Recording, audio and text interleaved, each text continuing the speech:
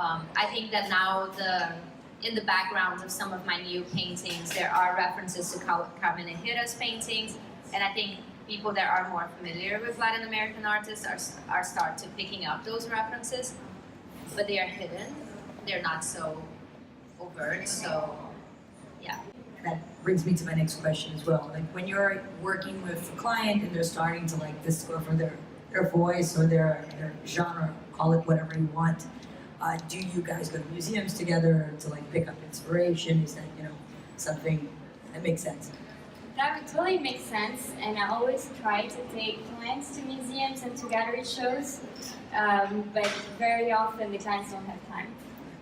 That's the biggest problem, but it is an important step of connecting, is developing your eye. Yes? Yeah, explain developing your eye. So when you go into the contemporary art world, you will the first thing you're going to be attracted to is the more like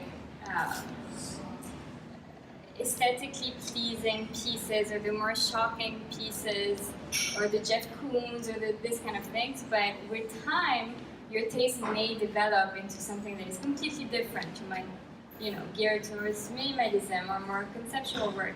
So it's very important, I think, when you're a first-time buyer, to really pinpoint what it is that you like. And I think when we say you like an artwork, it doesn't mean that you see it and you're like, oh, okay, it's really nice and it will, you know, it will look nice in my house. It really depends on, it has to make you feel something.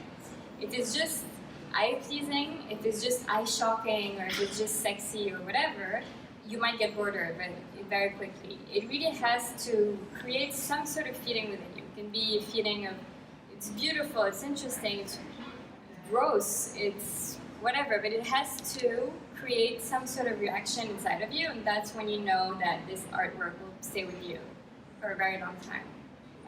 Yeah, absolutely.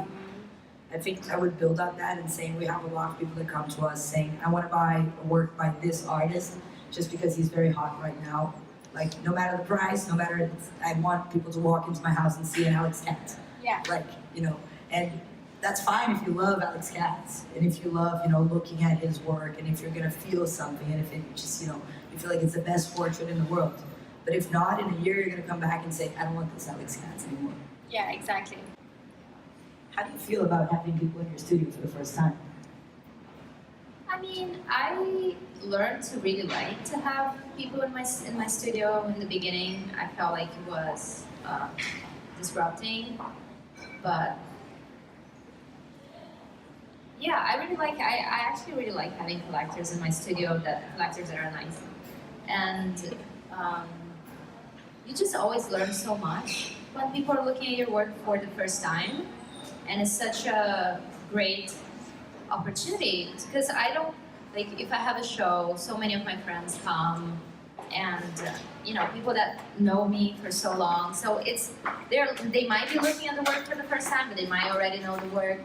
So the opportunity to see how one generally reacts to the work is so nice. And yeah, some people like really like it, and it's just like you were saying, they like my work today, and I was like, it's so moving, it's so important.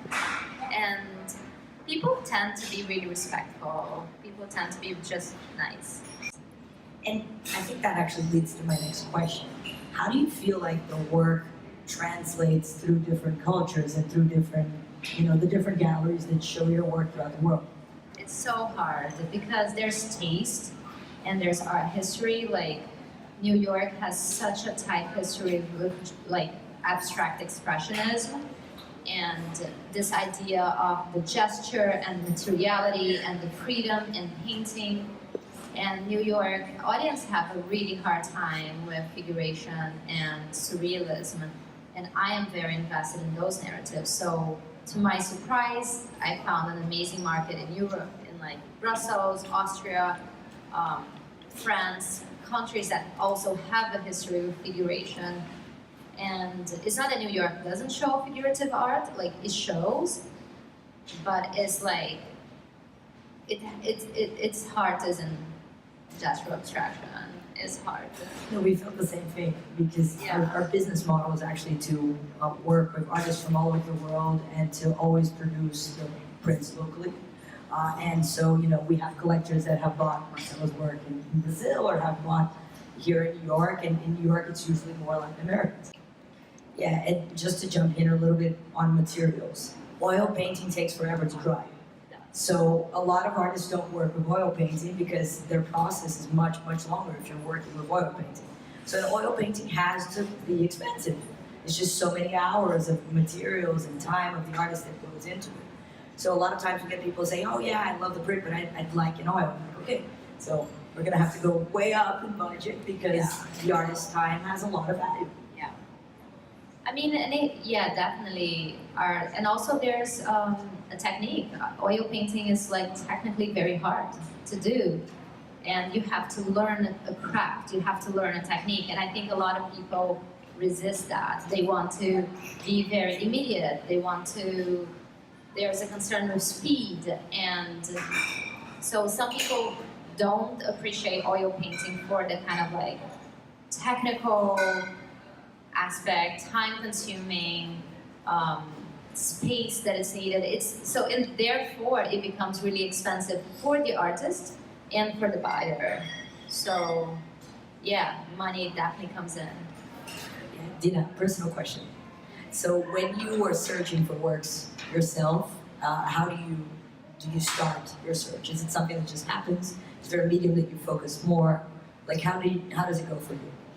Being in the art world for so long, you're surrounded by artists. When I buy for myself, I know I like to buy young emerging artists, also under a certain price, because I don't necessarily would like to buy an artist who is dead. I would like to, you know, for it to be good for the artist itself. I mean, I have a few works in my own collections. There is some photography and some painting. So you have two different kind of mediums. Lately, I've been much more interested in oil painting. I've gravitated much more towards oil painting. But I surprise myself when I go to an art fair or when I go to a show, being very loving like a photography piece. So I don't know. I have to say, like, it's a hard question because it's really what you feel like, what your instinct goes towards. Yeah, I love photography because it really has no limits, right?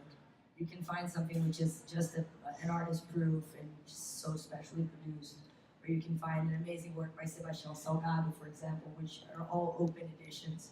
So it's the whole concept that, you know, they should always be produced.